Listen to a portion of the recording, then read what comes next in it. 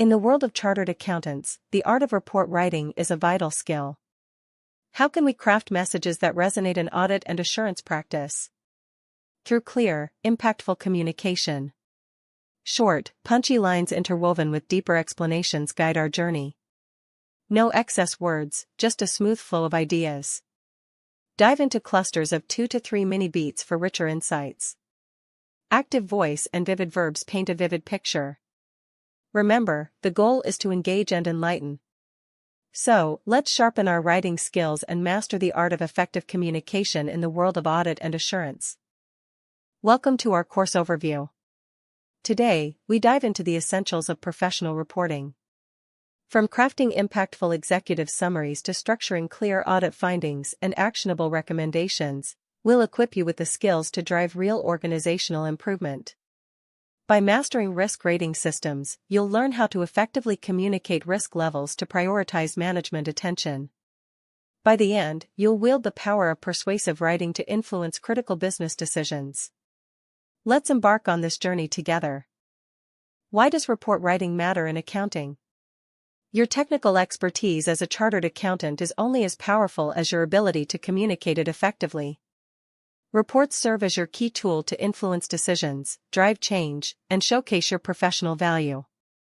Management relies on your reports to inform strategic decisions, allocate resources, manage risks, ensure compliance, and enhance operational efficiency. A well-crafted report can translate intricate audit findings into actionable plans, while poor communication can diminish the impact of even the most thorough audit work. Remember, your reports are not just documents, they are instruments of influence and change. As we delve into Chapter 1, remember that the executive summary holds immense power in your audit report. This section is the linchpin for senior management and board members, often serving as their sole point of reference. Just like a trailer sets the tone for a movie, your summary must grab attention, convey urgency, and provide a comprehensive overview for busy decision-makers. To achieve this, aim to captivate with an engaging opening, mix concise statements with some elaboration, maintain clarity without repetition, and ensure a seamless flow without resorting to cliché transitions. Remember to eschew filler phrases, steer clear of meta-speech, and opt for an active voice with vivid verbs. If needed, condense ideas into 2 to 3 succinct segments, and perhaps pose one rhetorical question. Keep the duration within 30 to 45 seconds, roughly 80 to 120 words, and conclude with a succinct, impactful takeaway. In crafting an effective executive summary, several key elements must be carefully considered. Firstly, the summary must be purpose-driven, clearly outlining the audit objective and scope in just a sentence or two. It should also be risk-focused, emphasizing the most critical findings and their potential impact on the organization. Furthermore, the summary should be action-oriented, presenting key recommendations without delving into excessive detail. Keeping it concise is essential, aiming for one page or a maximum of 250 to 300 words to respect executive time constraints. An impactful executive summary should allow a CEO or board member to grasp the situation, evaluate urgency, and plan next steps within a 3-minute reading window. To achieve this, the summary must start with an attention-grabbing opening, maintain cadence variety, ensure clarity and concreteness, and progress seamlessly without relying on cliché transitions. Remember to avoid filler phrases, meta-speech, and opt for active voice and vivid verbs. Clustering ideas into 2 to 3 mini-beats may help if the content is dense. Consider incorporating one brief example or analogy if it aids understanding.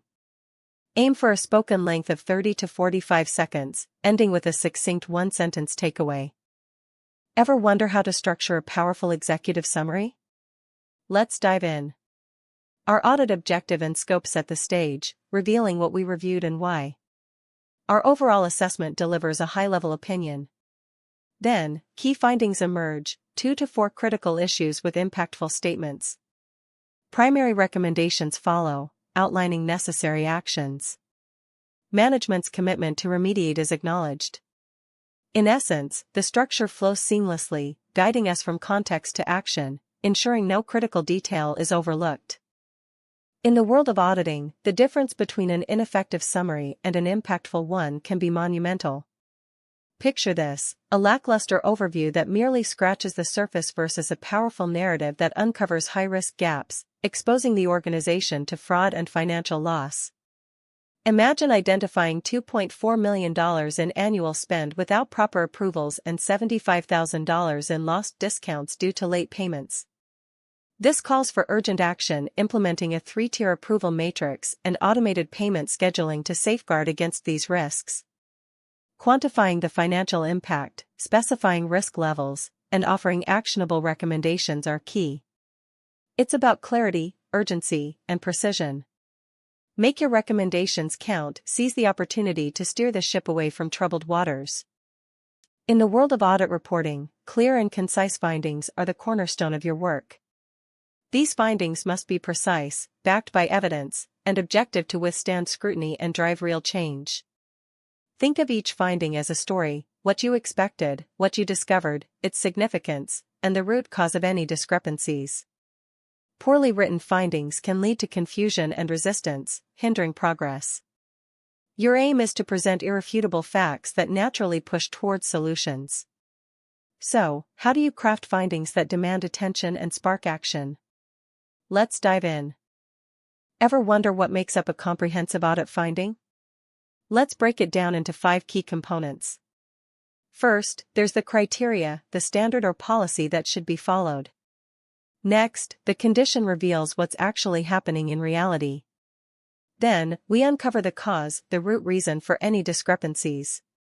Moving on to the effect, we quantify the impact on the organization. Finally, the recommendation gives a clear path forward to address the issue. In essence, each component plays a crucial role in understanding and addressing audit findings effectively. Ever wondered how to write compelling findings that pack a punch? Let's dive in. Be precise, not vague. Say 15 of 30 entries lacked approval, not just controls are weak. Stick to facts, not opinions. Instead of the system seems unreliable, say 12 outages, 47 hours lost. Quantify the impact, like $3.2 million at risk due to control gap. Stay objective, say 8 of 12 months missed reconciliations, not management ignored controls. Remember, credibility hinges on precision and objectivity. No fluff, no softening the message. Your findings should be a clear call to action. In the realm of financial controls, even the most subtle weaknesses can pave the way for substantial risks. Our examination has unearthed a critical lapse in the segregation of duties within the accounts payable domain. The AP supervisor, holding the dual ability to both create and approve vendor payments, processed a significant sum unchecked. This misalignment in permissions, stemming from a procedural oversight during a managerial transition, has left the company alarmingly vulnerable to potential fraud schemes. To mitigate this pressing threat, we advocate for an immediate adjustment of approval access, shifting the responsibility to higher oversight roles. Furthermore, instituting regular access audits can fortify defenses against future vulnerabilities. The imperative takeaway: safeguarding against fraudulent activities demands a stringent framework of checks and balances. In the quest for impactful audit reports, Chapter 3 delves into the art of crafting actionable recommendations. These recommendations serve as the catalyst for real change within organizations. But beware of falling into the trap of generic advice. Instead, strive for specificity, realism, and a direct focus on root causes. Think of recommendations as a roadmap, clear and precise instructions for management to follow effortlessly. If a competent manager could implement your recommendation without needing further clarification, you're on the right track. What makes a recommendation strong? It's specific and actionable, clearly outlining who should do what by when. Addressing root causes is key. Focus on fixing the underlying issue, not just the symptoms. Recommendations should be proportionate to the risk, matching effort with the level of risk at hand. And they must be realistic and feasible, considering budget, resources, and priorities. Remember, practicality drives change. In crafting recommendations, the distinction between weak and strong is crystal clear. A feeble suggestion lacking specifics fails to guide action effectively. Conversely, a robust recommendation outlines precise steps, assigns responsibility, sets deadlines, and establishes measurable outcomes. For instance, a strategic directive to implement a cycle counting program, allocate staff resources, promptly address discrepancies, monitor accuracy, and report progress ensures operational efficiency and accountability. Remember, the strength of a recommendation lies in its clarity and actionable detail. Here is the narration text for slide 15. In crafting recommendations, clarity is key. The recommendation formula guides you through the essentials: who is responsible, what actions to take, when to act, and how to measure success. By incorporating these elements, your recommendations become not just ideas, but actionable plans. Say goodbye to confusion and hello to clear directives. Let's dive in and transform your suggestions into results. In the complex landscape of audit findings, not all carry the same weight. Enter risk ratings, the compass guiding severity communication and prioritization. Without this framework, a sea of 20 findings leaves management adrift, unsure where to steer resources first. Striking the right balance is key. Too many categories breed confusion, while too few blur critical signals with minor noise. Picture this: a clear path emerges when simplicity meets meaningful distinction. Now, imagine the power of focused efforts when risks are clearly mapped. So, as we navigate risk ratings, remember, clarity is king, guiding us to prioritize wisely and act decisively. What level of risk are you facing in your organization? In our common risk rating framework, a critical rating demands immediate executive action within 30 days, such as addressing a fraud scheme or imminent regulatory violations. High risks, like significant control weaknesses, require attention within 60 to 90 days. Medium risks, such as inefficient processes or minor policy violations, should be remediated within 6 months. Lastly, low risks, like minor improvement opportunities, can be addressed within 12 months. Prioritize your actions based on the severity of risk to safeguard your operations and financial integrity.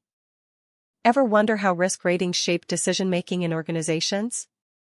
By assigning priorities based on critical and high-risk findings, management ensures swift closure of the most hazardous exposures. These ratings also establish accountability, guiding issues to the appropriate level of attention, from board involvement for critical concerns to departmental management for lower risks. Furthermore, by tracking and reporting on these ratings, executives gain valuable insights into the control environment's health. They can monitor trends such as the reduction in high-risk findings or the percentage of critical items closed, aiding in strategic decision-making. In a nutshell, risk ratings are not just numbers, they are the compass steering organizations towards a safer and more secure future. Ever wondered how to assess risk effectively? When evaluating risk, consider several key factors. Look at the financial impact, including potential monetary loss and indirect costs. Factor in the regulatory impact. Could non-compliance lead to penalties? Don't forget about operational impact. Could it disrupt business operations? And, of course, the reputational impact. Could it harm your brand? Assess the likelihood of the risk materializing and its pervasiveness across the organization. By balancing these aspects, you can assign appropriate risk ratings. Remember, a practical approach is key. A risk with moderate financial impact but high likelihood and pervasiveness may deserve a higher rating. So, how do you weigh these considerations in your risk assessment? Takeaway: properly weighing financial, regulatory, operational, reputational impacts, likelihood, and pervasiveness is crucial in assigning accurate risk ratings. In the fast-paced world of executive decision-making, your report's executive summary is your golden ticket. Craft each word for maximum impact, not just process. Your complete findings should narrate a compelling story using all 5 key components. Remember, actionable recommendations are the drivers of change. Be clear on who, what, when, and how. Utilize consistent risk ratings to bring clarity and urgency, aiding effective resource allocation. Your reports are a reflection of your expertise and credibility. Invest in writing persuasively. Consistency in these principles will establish you as an auditor who not only identifies issues but actively contributes to solving them.